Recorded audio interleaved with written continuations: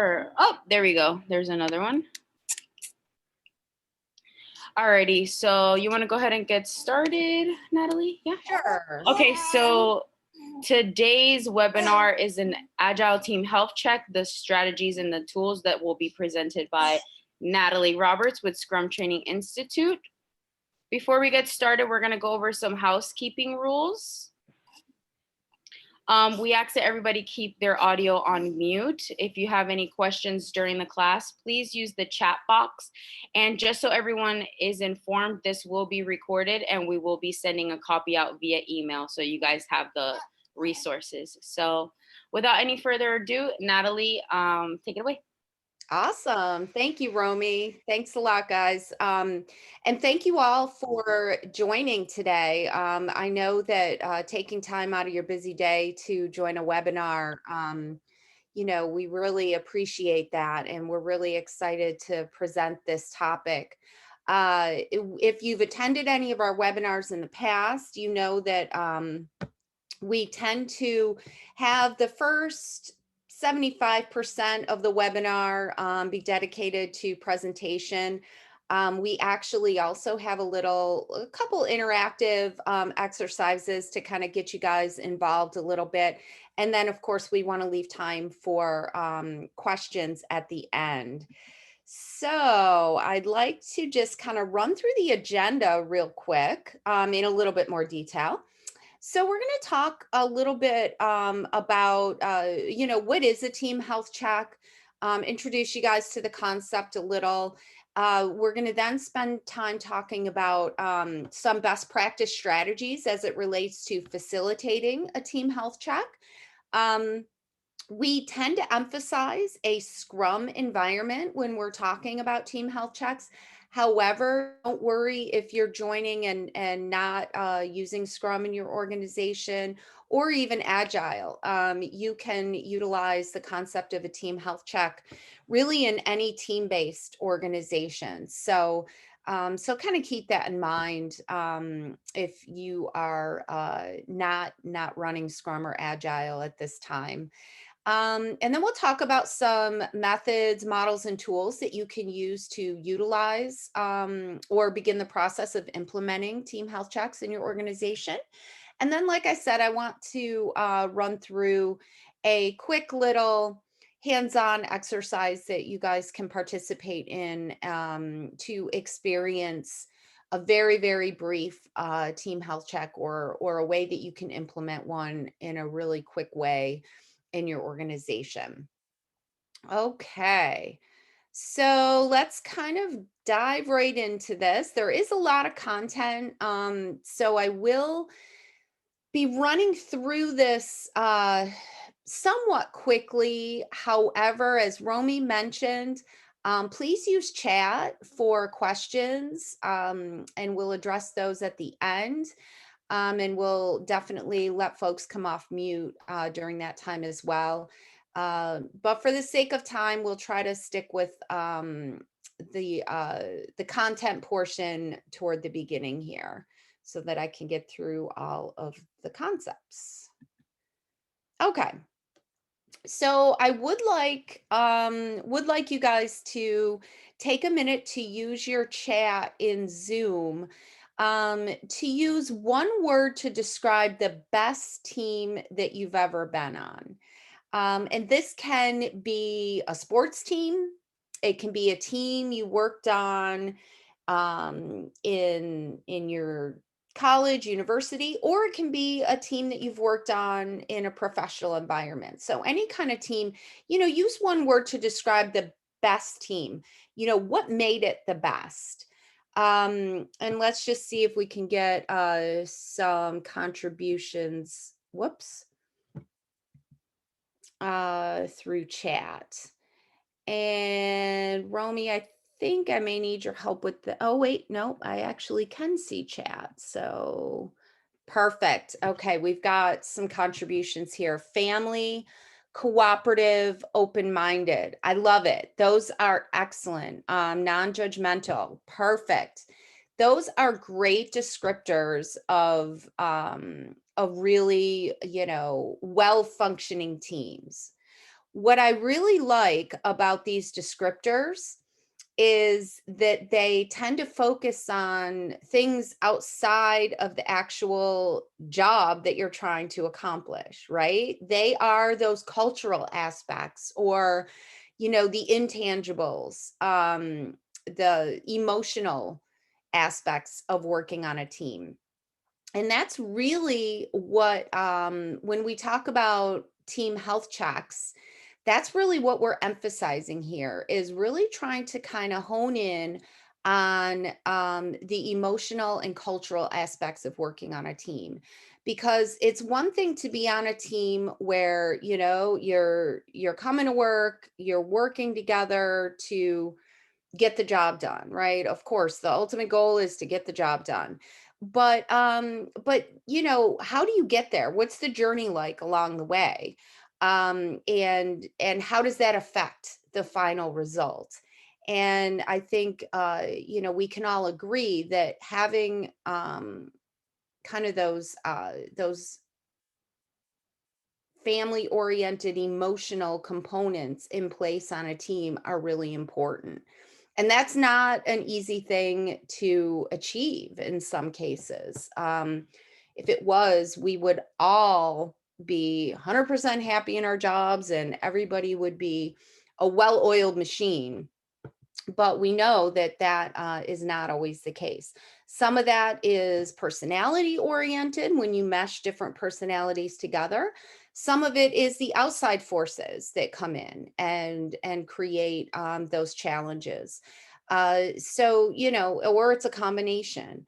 So really kind of putting in a process to measure that and to measure it on a regular basis helps teams address, or kind of, for lack of a better phrase, nip in the bud potential obstacles that may come into play that create those more toxic situations that I know, for all of the great teams we've worked on, we've all experienced kind of more toxic situations too. So the idea behind a team health check is to really kind of address those cultural and emotional elements on an ongoing basis. And the idea here is that we want our teams to be not fixated or working in that fixed mindset pattern. Um, and this is where the outside influences can really create this fixed mindset, right? Where teams are often in this mode of, we're doing the best we can, but we have no time for growth because we're constantly in survival mode, right? We're trying to keep our head above water. So we don't have time to grow or to continuously improve. So the goal here is to get our teams working on constantly um, moving toward a growth mindset. And again, part of it is awareness, but part of it is eliminating those outside forces that are creating this need to constantly be in a fixed mindset. So yeah, it's definitely a challenge on a pretty regular basis, but team health check is one strategy that you can put in place that can help your teams kind of move from that fixed mindset to a more growth or continuous improvement mindset. Okay. So what is fundamentally a team health check? It's designed to measure in a more visual and quick way how, in this case, we're going to use Scrum as an example, how the Scrum team is doing. A team health check includes three components. It includes an assessment tool or process. It includes a way to capture the data and the results from the assessment, track it over time, and that it also includes a process for developing a growth plan from the assessment. So I always like to tell um, folks that, it's one thing to assess, but if you're not capturing data and building growth plans from the data, you're really doing the opposite. You're demotivating your teams if you're just assessing and asking them, okay, fill out this survey and then we'll take it back to management and look at it and determine what we can do to fix it. No, that is not the idea here. The team health check is for the team. So the assessment, whatever tool you decide to use, is then analyzed and the data is looked at by the team, and the team develops growth plan items from that data. So it's really in many ways designed to be implemented so that upper management never even sees the results from this. So if you're in an environment where maybe there's some blockers at upper management where, maybe they want to implement something like this and they want to see the results from it, they could maybe see a summary level reporting, but in reality, for the team health check to be truly effective, it should be for the team and just the team. And we'll talk about some ways that, you can implement it in a way that does involve everybody, but still keeps it within the team structure. So again, team health checks encourage continuous improvement. The benefit is for the team. Always they are used to support and not judge. So you want it to be in an environment that ensures honesty. Now, this may not be present immediately. So you have to, if you are a Scrum Master, Agile coach, or just in a position where you're looking to implement something like this with your teams, you have to be aware that you're not going to always be able to jump out of the gate and ensure or feel like people are going to be just immediately open about providing feedback of how they feel on the team. So you have to be sure that you're building in a structure that ensures honesty. So this may mean providing anonymous feedback initially within the team. And that's okay. You can still run a very effective team health check with anonymous feedback. And if that's what it takes to ensure that team members feel comfortable providing feedback, then by all means, that you can still run an effective team health check with anonymous feedback. The timing of a team health check within an organization will vary. If you're running Scrum, many Scrum organizations have found that if you run a health check during the retrospective, that may make sense on a 2 to 4 week basis. If you're running 2-week sprints, running a health check as a part of your overall team retrospective is effective because it kind of makes sense. There's some overlap there with what you would normally do during the retrospective. Or some teams run them honestly on a daily basis, weekly basis, or they run more formalized team health check workshops on quarterly or semi-annual basis. It is going to depend on your situation and where you are in introducing this concept to your teams. If you're introducing it, on a smaller scale, by all means, even try to run them maybe on a daily or weekly basis to get your teams kind of used to doing it. And I'll talk about some different ways that you do that. One of the things you want to be sure of, however, is that you keep the timing consistent so that the team is aware and knows when to expect them, and that your data can then be legitimized through keeping a consistent range in between your health checks, so that if you're pulling improvement items out of your data, that you then have a consistent time frame to work on improvement from health check to health check. So that's something to keep in mind as well. As I mentioned, there's lots of different tools and methods that are out there for running health checks. And we're going to talk about a few of those examples. So I mentioned the retrospective. If you're running Scrum, you are familiar with running retrospectives. So there is some overlap, but there are differences that make a team health check really kind of hone in on the more emotional and cultural aspects of working on a team. So they are similar in that they, expose issues that might have come out of, say, the previous sprint. But retrospectives do tend to focus more on the processes and the events that occurred during the sprint.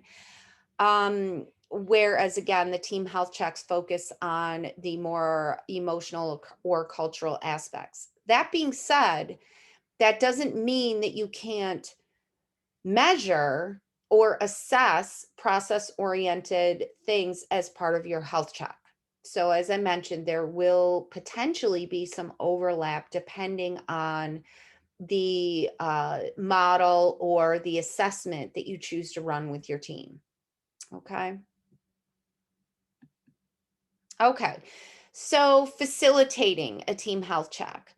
Normally, if you are running a Scrum or Agile framework, you the Scrum Master or Agile coach is usually going to be the individual that would facilitate a team health check. But by no means is that set in stone. It doesn't have to be.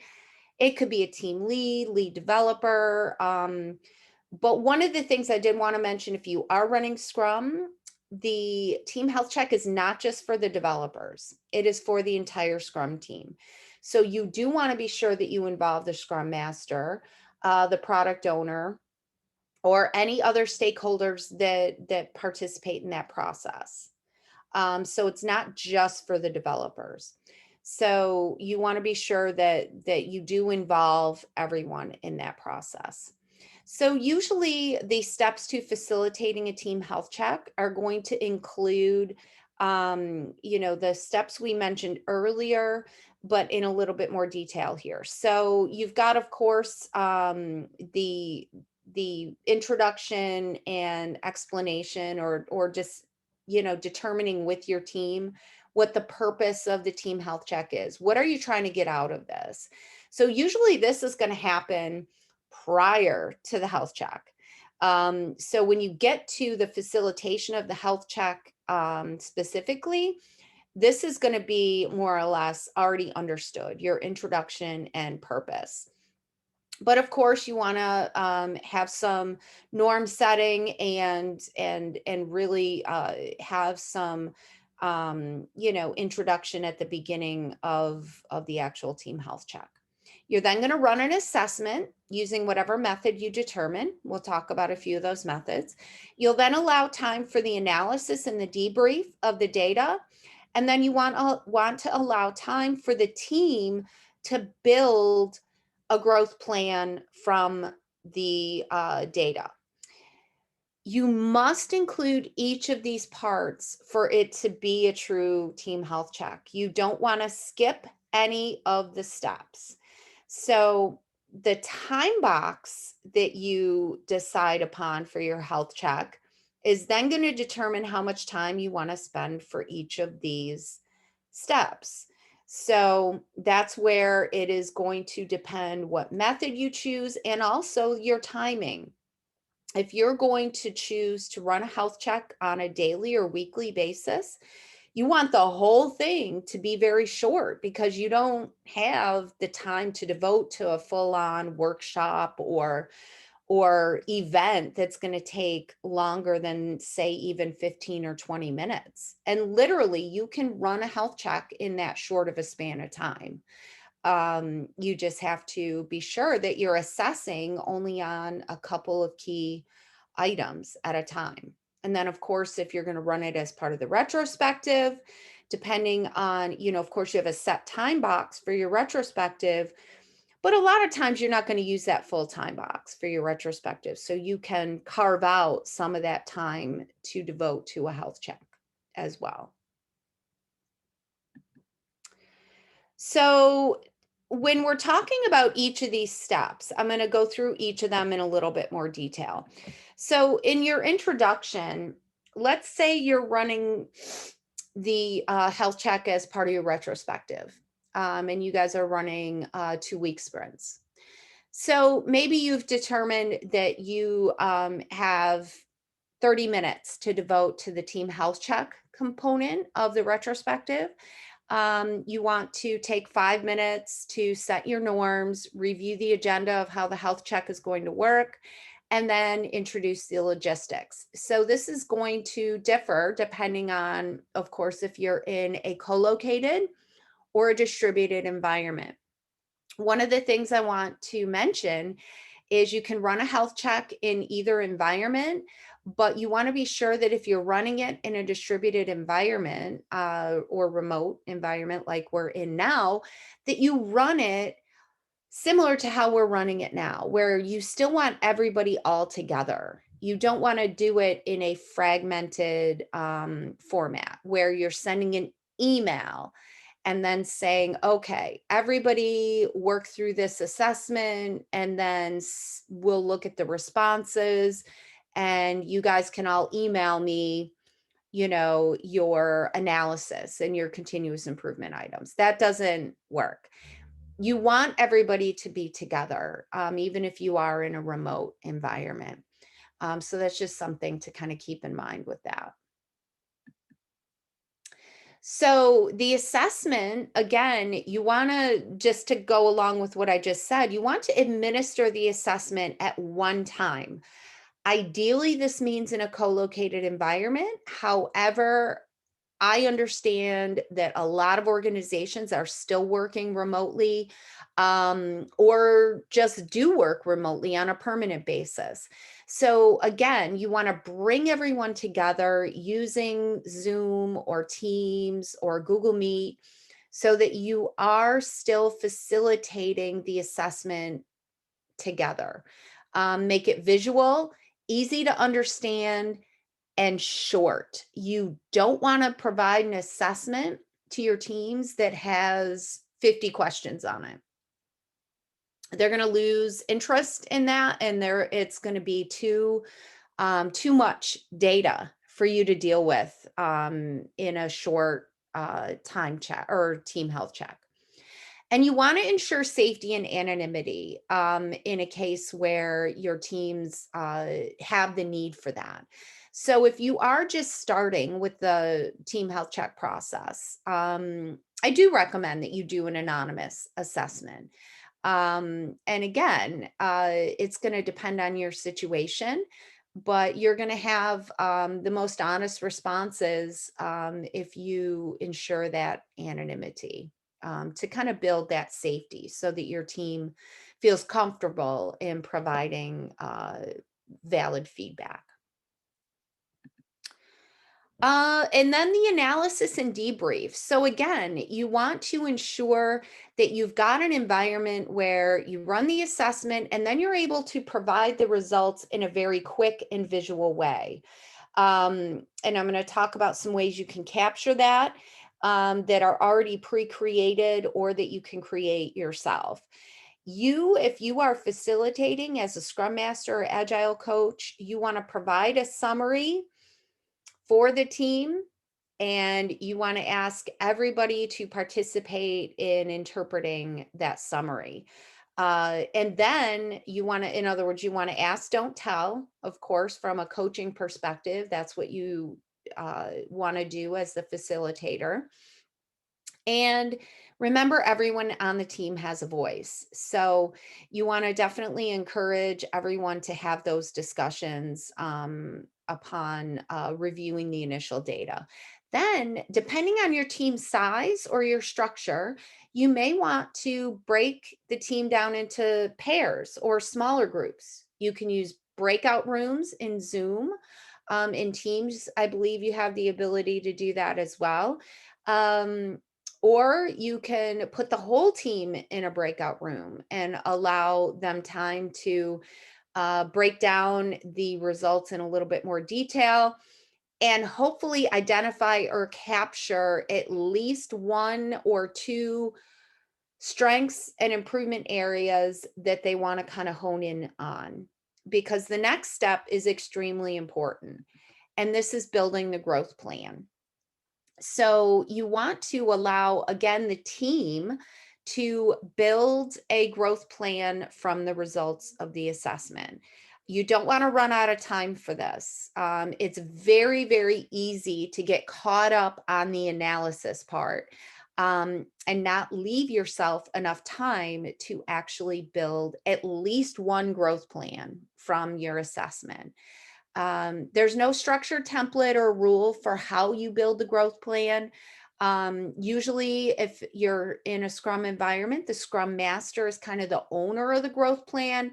However, they are not the builder of the growth plan. So, something to keep in mind with that. Scrum Master, remember, kind of facilitates the process, but doesn't determine what that growth plan is going to be. So one of the ways you can build growth plan items from the analysis is through using a SMART goal structure. Um, and SMART goal structure is, again, just a structure to provide specific, measurable, attainable, relevant, and timely goals. So that's what SMART stands for. This is one example of what a growth plan goal can look like. You can also utilize INVEST if you're utilizing user stories. You're familiar with building your acceptance criteria for your user stories. You can use that same structure here to build growth plan goals as well. This is an example of a growth plan goal that came out of a team health check for an organization. So I'll just read it and then we can kind of break it down a little bit. So as a team, we would like our product owner to improve the communication of our upcoming roadmap so that we can better understand where we're going. Acceptance criteria for this goal are: one, build a roadmap for Q2 and Q3, share the roadmap with the team and get feedback, and keep the roadmap in a visible area. So this is a pretty specific goal. It's definitely measurable. Um, Based on what the team came up with, it is attainable and it's relevant. Um, and it's timely. For instance, you've got very specific time-based goals, building a roadmap for Q2 and Q3. Very specific about sharing the roadmap with the team and getting feedback and keeping the roadmap in a visible area.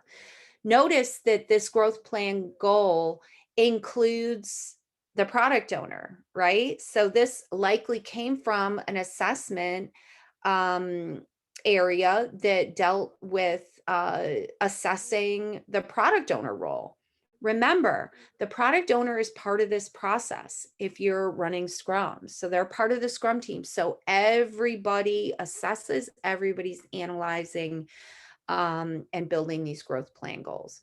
So again, it's not meant to judge the performance of the product owner. It's designed to support. So, so while this growth plan goal may look at kind of singling out the product owner, it's not meant to be that way. It's designed to, the product owner's part of this discussion. So, so kind of keep that in mind. It's all used to support and not judge performance of the team or any members of the team. Okay, so I want to talk about some different methods and tools that are in place for running team health checks. And I just want to check my time here. Okay, so when we're talking about running team health checks, there's a lot of different ways to, different methods in place to running team health checks. I want to emphasize and focus on some methods that are really free to implement, or on the more simplified way of implementing. And because we're introducing the concept, it's important to understand that these methods are not the end all be all. There's tons of different methods that are out there and that are available. This just gives you a little taste. So one of the ways that you can introduce health checks to your team is by utilizing something called a happiness door. Super easy to implement. It's free. You don't need technology. You can use technology if you're in a remote environment. However, if you're co-located, it's in my opinion just better to have a physical location for your happiness door. It is designed to be a physical, um, literally a wall or a door. It's a mix of agile concepts of the happiness index and feedback wall. It provides a way to build fast feedback and helps your team build a feedback habit.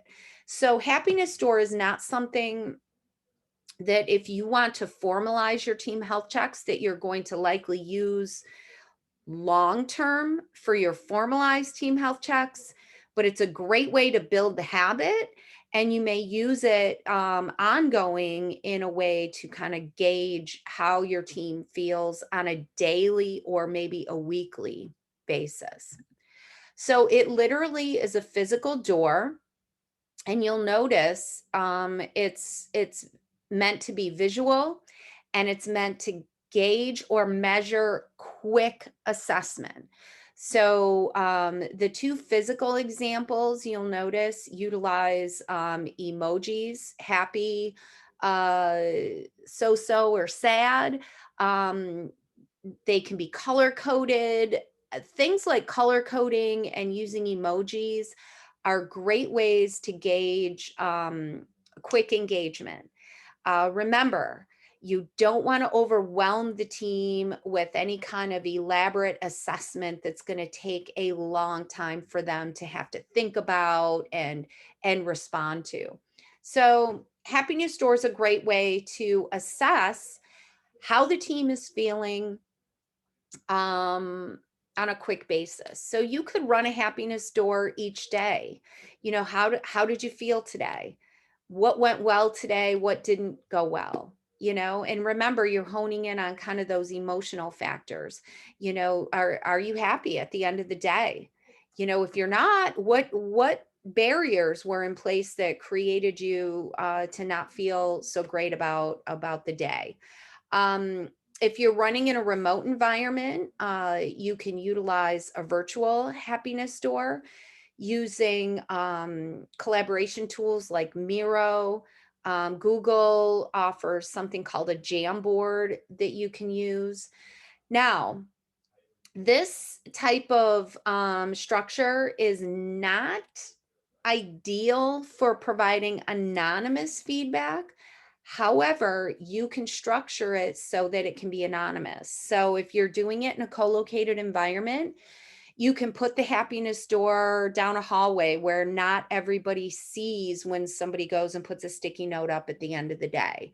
So it can be anonymous.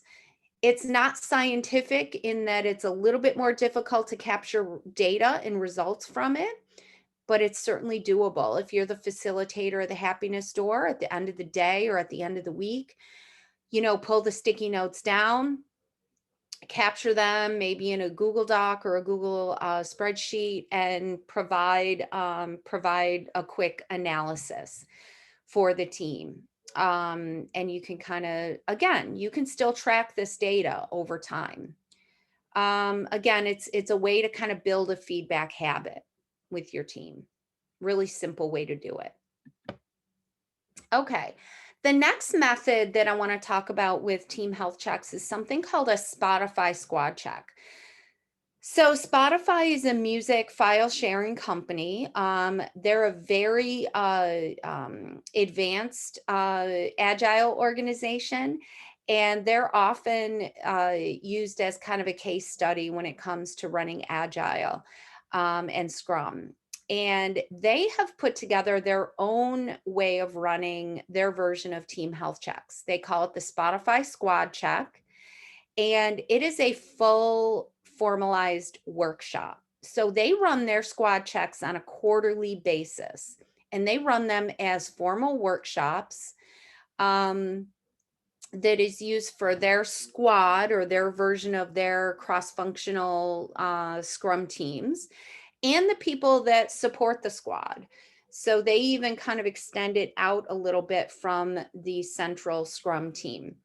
And they utilize it in what's called a squad check workshop that is designed to be run in a co-located in-person environment. The ease to implement the squad check, I categorize it as easy to intermediate because I categorize it as somewhat intermediate because not every team is ready for this. It is designed to be run ideally in a co-located environment. So it's designed to be utilized with non-anonymous feedback. So your teams have to feel comfortable providing feedback right there in front of the whole team together. It is a implementation that you can run with no cost. Spotify provides it as almost a lesson plan that you can download, a template that you can use. They provide it for free through their Spotify labs, and you don't need technology to run it. You technically can run a Spotify squad check in a distributed environment. It's just a little bit more difficult to do, but you certainly can do it. How they run it is they run workshops where, again, members of the squad discuss and assess their current team situation based on what they call health indicators. So their assessment measures 11 health indicators. Again, a lot of them are based on those cultural, emotional aspects of working on a team. Things like, are they having fun? Do they feel like they're delivering value? Are they learning? And things like that. But then there's some crossover. So there are some more process oriented indicators that they measure as well. So we'll talk about those in a little bit more detail. They provide a visual summary of the results.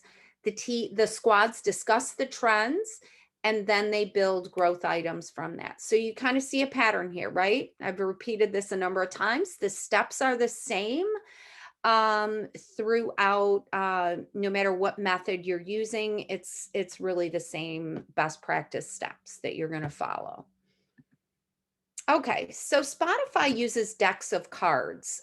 This is where it can get to be a little bit more challenging to run it in a distributed environment, but you can do it. So each member of the squad receives what are called stoplight cards. So this is kind of staying on the theme of visualization, color coding, making it easy to assess and very quick to assess.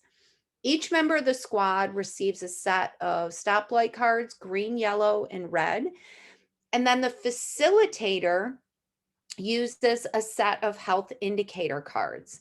So if it is the Scrum Master that's facilitating, they're still going to participate. So they're going to receive a set of stoplight cards in addition to facilitating. And what the facilitator will do is read each of the health indicators. So the one that's shown here on the slide is delivering value. So the facilitator will read what green means and what red means. Yellow is just kind of somewhere in the middle. So in the case of delivering value, we deliver great stuff. We're proud of it, and our stakeholders are really happy. The red means we do not deliver value and we feel ashamed of our work. So each member of the squad will then all together throw down the card that they feel about that health indicator. And everybody does it at the same time. So there's no bias built in. And the facilitator will do this for each of the health indicators. The team members will throw down the card that they feel best meets how they feel. And somebody's recording as well. So it might be the facilitator or someone who's been designated on the team to record the results. Again, a very simple process, right? But it's It's a physical process as well. It's very visual. Um, if you're one team that's running this, you can then simply tally the results using hash or dot vote method, like the visual summary shown in example 1 here, where again, I kind of showed a picture of the team all voting and then the results being shown on the summary table above.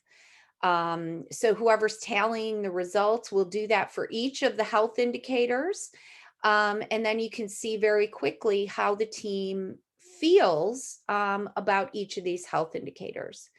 And then in sample number 2, you've got a little bit more of an elaborate summary. The example number 2 is an actual Spotify summary. So they have multiple squads that run their health checks again at the same time, but as their separate squads. And this shows a summary of how they all feel about each of the 11 health indicators. So when you look at the different health indicators, you see things like support, teamwork, learning, things that are those more cultural oriented assessment items, but then you do see some overlap. So you see some more process oriented, more specific tech-based assessments as well, like health of code base, and easy to release, which is a more process-oriented assessment item. So Spotify definitely has some crossover there. There's no rule saying you have to use these health indicators or that you have to use all of them. If again, you're not in a software development environment, you're not going to use health of code base or easy to release. And of course, you may use different ones as well. Couple other things I want to mention about the visual summary is that you can, of course, the squads can quickly see where they are in the process of their overall team health. But one thing I want to mention, it's quick to see summaries of different squads, right? And everybody looking at this at the same time, you can quickly see or say to yourself, oh my gosh, well, squad 2, they're really struggling, where squad 4 is doing awesome. And it's really important to remember, as I mentioned before, the summary is not used to judge one team or squad against another.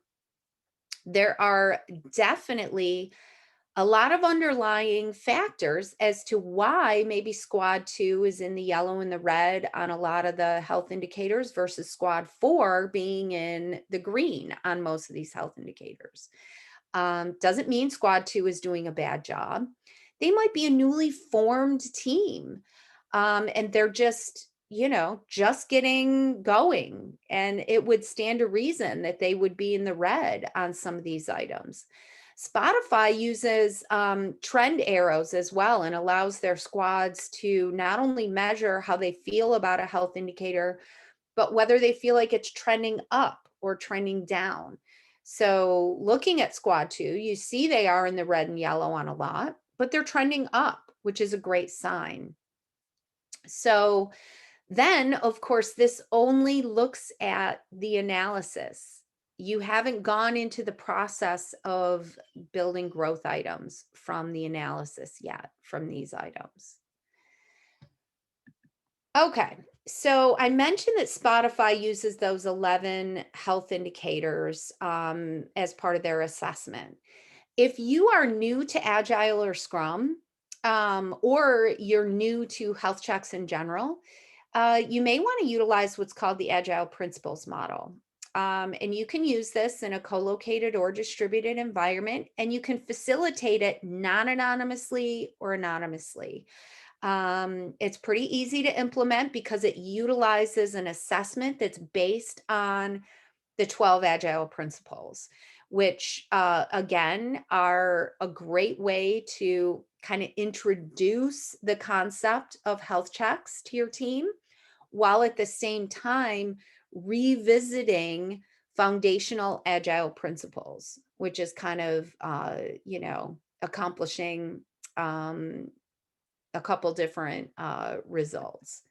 So again, you can run this in a workshop setting, either co-located or virtual. Assess using the health indicators that address the 12 agile principles, analyze and debrief, build the growth plan. Same steps.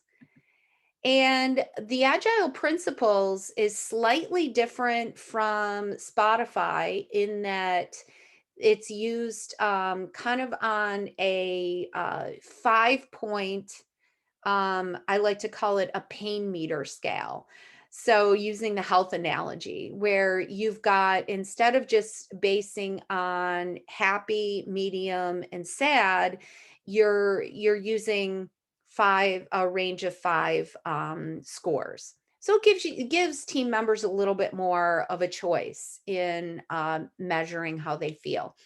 And it's using the agile principles. So this is just an example where customer satisfaction is one of those agile principles, where our highest priority is to satisfy the customer through early and continuous delivery of valuable software. Again, if you're not in a software development environment, you can still use customer satisfaction as a measure. And again, the red is the very lowest is indicating we have a really hard time delivering on time and we don't always understand what our customers want. Ranging up to 5, which is our customers love us, we consistently deliver early and provide what they want when they want it. So again, it's visual, it's providing kind of that pain meter scale concept, and allows the team members to quickly assess how they feel. Okay. And I know I have run through these very quickly, but I do want you to experience a little bit of what a health check could look like for your organization. So what I've done is I've taken the Agile Principles model and I've built it into a quick assessment just using a Google form. So this is a way that you could run an assessment and use it not only in a distributed format, but in an anonymous format as well. And this is one of the ways that you can do that. So I'm going to send a link out to you guys in chat. And you should find this in your chat now. And if you have access to Google, take a minute to just go out and kind of experience what a health check could look like for your team. And this is just the assessment portion. So this is really just kind of that first or second step in the process. But this is a quick way that you could look at building an assessment for your team. And again, I've used the 12 principles in putting together this assessment, but you could build it using whatever indicators you think would best meet the needs of your team. Or you could focus on 1 or 2 of the Agile principles. If you're doing it in a quick end of the week or retrospective type of health check, you may not want to use all 12 principles, or you may want to just emphasize a couple assessment items. But take a look at this and answer the questions based on your own team, how you feel about your own team. I'm going to show you what the results can look like. This is anonymous and your responses are just layered on top of other individuals that have responded to this. So don't worry about answering very truthfully. Think about your own team when you're answering that. And I'm going to give you guys just another couple of minutes to do that. And I'll be quiet for a minute.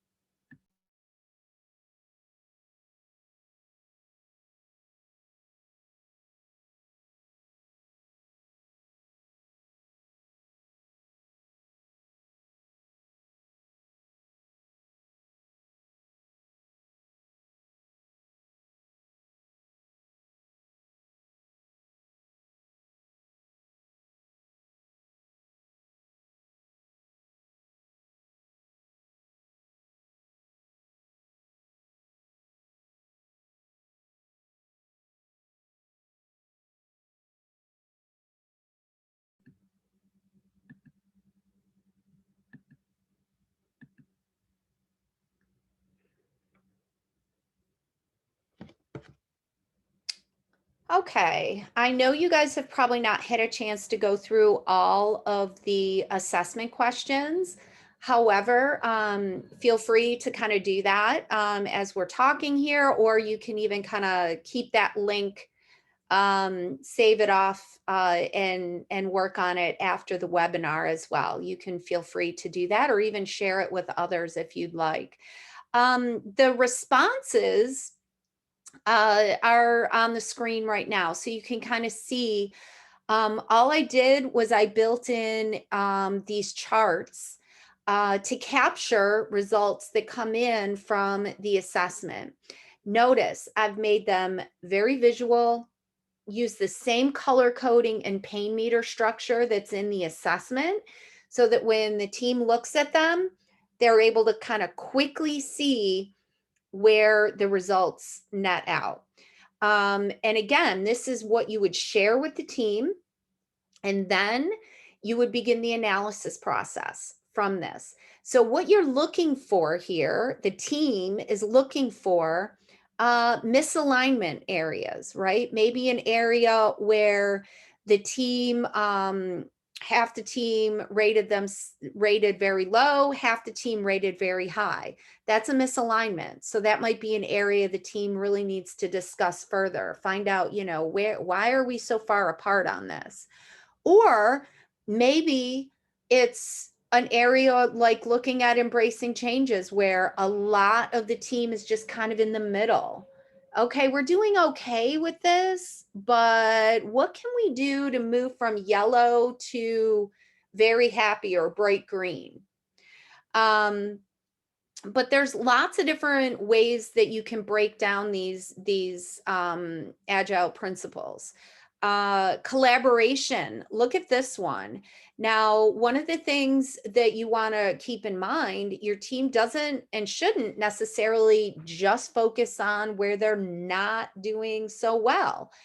Focus on what you're doing right and really celebrate that, right? And look at, okay, this is what we're doing really well.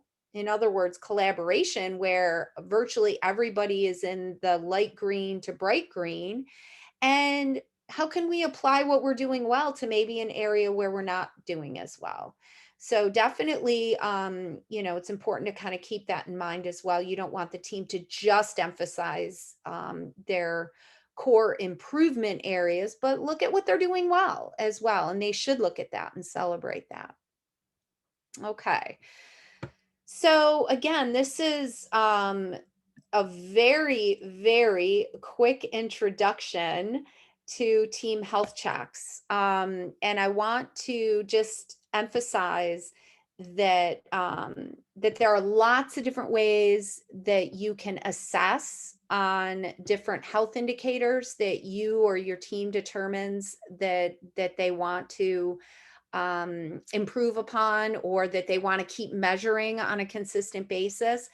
The important thing is that you allow the team to really together kind of put together what they want to assess and how they want, what method or uh, structure they want to use. You want to ensure that it's in an environment that is safe and that ensures honesty.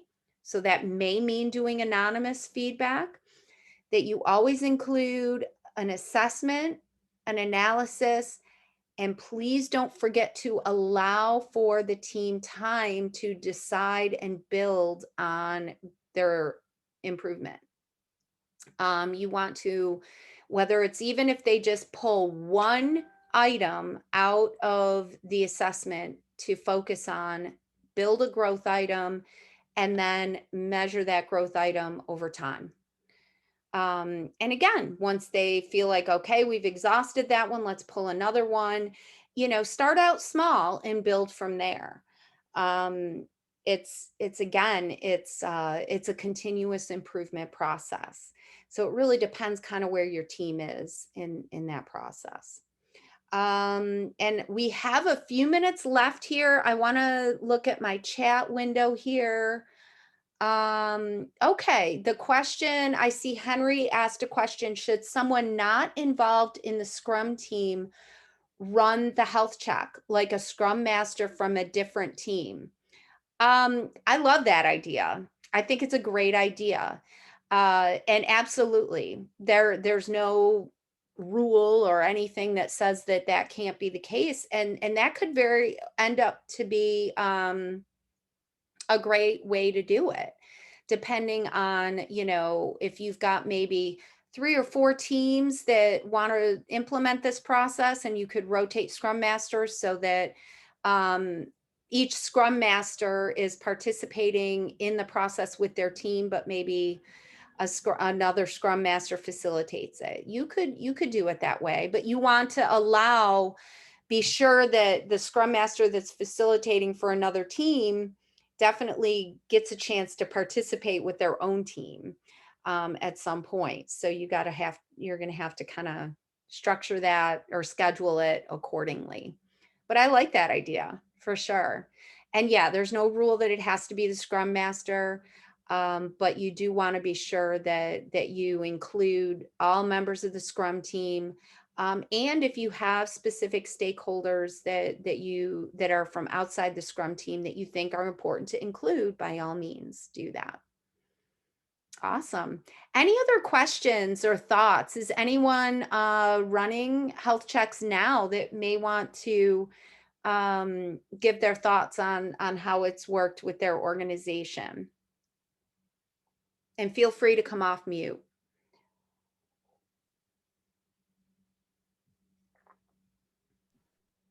Okay. Or any other questions?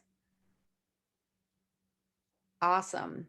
One thing I did want to mention with the last couple minutes here, we looked at methods and tools that are primarily free to implement, or you can use pieces from one and use it with the other, and that's perfectly fine as well. Pull assessment items from different models. There are formalized health check tools and subscriptions that you can purchase as an organization. One is called Agility Health, and I'll just kind of add that in the chat here. Agility Health is one of those more formalized subscription-based models that if your organization, has that in their budget and they want to pay for that on a more formalized ongoing basis, those models do exist, and they do a lot of the heavy lifting for you. So that's one of the benefits.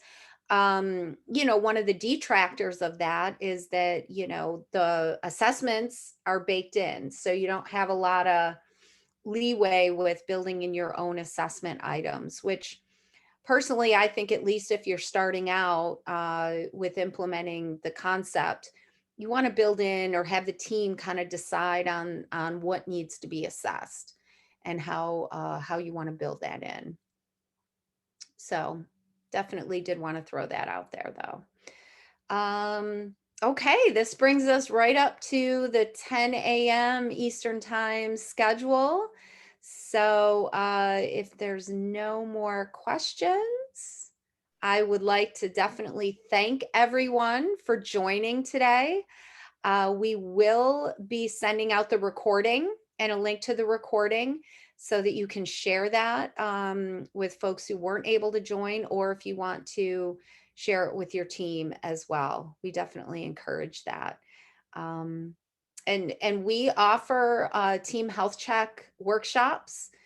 Did want to mention that as well. We don't have a public one scheduled right now, but if you or your organization is interested in having a 1-day workshop on team health checks, very hands-on and custom built workshop, we'll be happy to set that up for you. Just reach out and let us know if you're interested in that.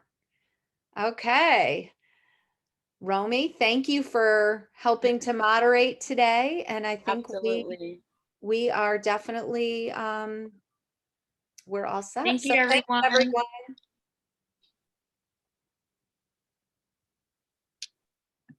Awesome.